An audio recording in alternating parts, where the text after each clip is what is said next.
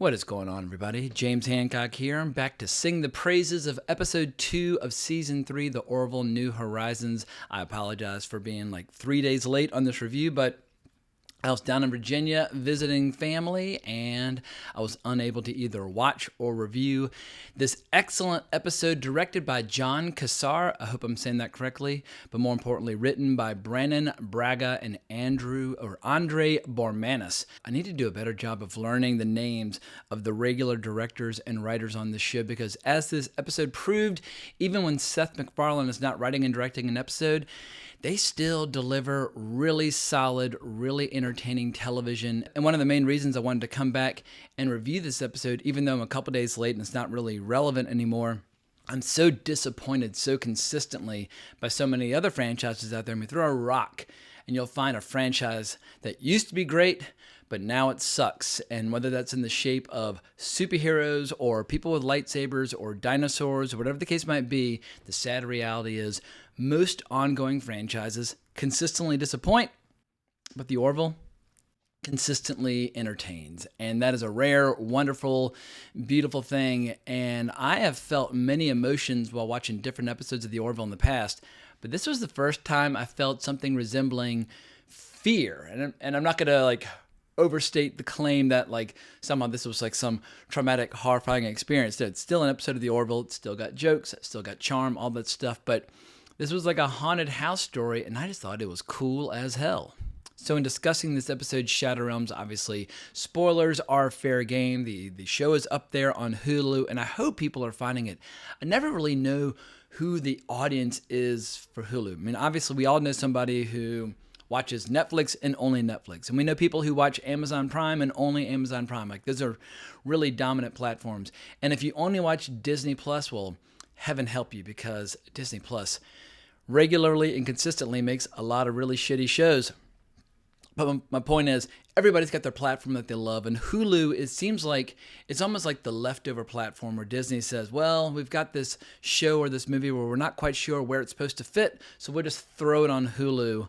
But over time, it wouldn't surprise me if Hulu becomes a much more interesting platform, even if it doesn't have the number of subscribers that Disney Plus has. And yeah, the Orville New Horizons is case in point. And the premise for this episode was fantastic because it set up for me in my mind a very different story from what we ended up seeing, because initially we see the Krill are at a cocktail party on the Orville. They're talking about how they want to crush the Kaylon and then they can let go of this temporary alliance. But obviously folks like Ed Mercer and Admiral Christie, a new character, they want this to be ongoing. But because of this new watchful piece with the Krill, they're going to have access to an unexplored part of space. And in the end, the Orville is about exploration and just discovering new worlds, new galaxies, etc. And so what the Krill have agreed to is if they can get access to this rare resource, which they need for their propulsion systems, they will give access to one vehicle to pass through their territory. And if all goes well, then more will follow. And they're given a very specific course. And they're going into this area called, I think they called it the Kalar Expanse. I can never quite hear what they're saying in terms of the name of this expanse, but it's at least according to legend or according to the religion of the Krill, it's a realm of evil and demons and possessions and gateways to Shadow Realms, all very ominous sounding stuff. But as we all know, no matter what religion you're talking about or faith you're talking about or belief system or mythology, there's always some sort of foundation in fact. And so the Orville's hell-bent upon going to this area, and the Krill even give a little, make a little prayer for those who are about to die before they depart. But what I love, in spite of how ominous this story is, it does it's very hard to thread the needle of being ominous and scary, but at the same time having a few lighthearted moments where it still feels like the Orville. And I love how Ed Mercer says, let's give this everything we got, and may the force be with you. And as always, this show wears its influences on its sleeve, whether that's Star Trek, Star Wars, or in the case of this episode, I'm feeling a little bit of influence of Ridley Scott's 1979 movie of Alien. And I'm not saying that because there are a bunch of xenomorphs running amok, ripping people to pieces in this, but the original 1979 Alien, at least for the first third, is the coolest sci-fi haunted house story that we've ever seen, where you respond to a beacon or a distress call.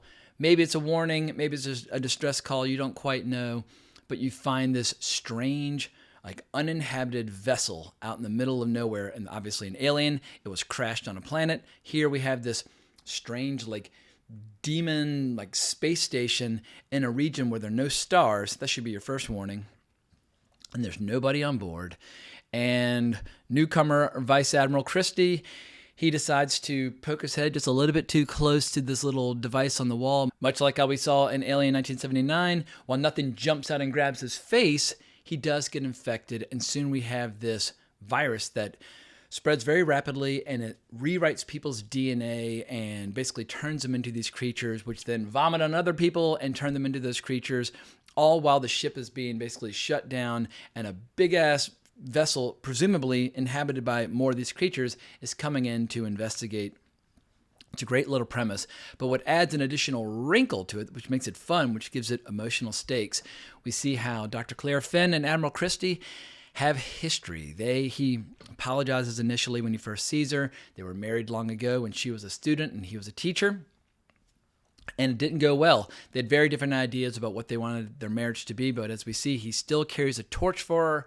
He's still got a bit of a crush. He tries to rekindle things, and she shoots him down, very kindly, but very firmly, shoots him down repeatedly. But he's still carrying his wedding ring. He still would like things to keep going, but he's here mostly for exploration. But seeing Claire Finnegan obviously is added bonus. But if you've previously been in love with somebody, what I found fascinating is how Claire is working on a cure and or possible way of killing these creatures on their ship, knowing that the man that she was married to is front and center, which creates an additional kind of layer to the drama, which I just thought made it just, like I said, it gave the drama more stakes. But in spite of this episode being a pretty dark and spooky storyline where all the lights are turned off, it does consistently bring little lighthearted touches that only the Orville can bring. I love how when Claire's working on this solution to the problem, she realizes that because the DNA transformation in these victims is so rapid and so grotesque, it really depletes their white blood cell count, making them temporarily very vulnerable to even things like the common cold. And when she decides that she's going to release like a very mild plague on the ship, she's kind of warning Bortus about what might happen and how they might get some sniffles, and he just says very stoically, "I am prepared." And I just love how Bortus always brings the funny very consistently, and we haven't really seen him take center stage yet in an episode. I'm sure that's coming. I mean, watching him get addicted to cigarettes in the previous season was one of the funniest fucking things I've ever seen. But I like how we've been seeing him a part of the action of these first two episodes, but I feel a big Bortus episode coming our way. And there was another great dramatic beat, which I absolutely loved, when one of these creatures bumped into Isaac on the ship, and they had this great pregnant pause where they got face to face, and the creature's kind of assessing and examining and looking at him, and realizes finally, this is not a proper host for my vomit, and they just move on. But it was just this great beat with no dialogue, and yeah, Isaac, goddamn. So far, he's kind of the MVP of this season because there are just so many great emotions wrapped up in his character. And in this, I mean, one of the best bits is when he meets up with the Admiral early on. And they're talking about Claire and their shared experiences of having carnal knowledge of her and sexual relations and everything, which leads to yet another great comedic beat at the very end of the episode where Claire and Isaac have a bit of a reconciliation, and she admits that she's missed him when he's explaining how he and the Admiral did have a conversation about her. She just starts cracking up because he says things so matter-of-factly, and she's just like, "Look, Isaac, I've missed you. Please sit down."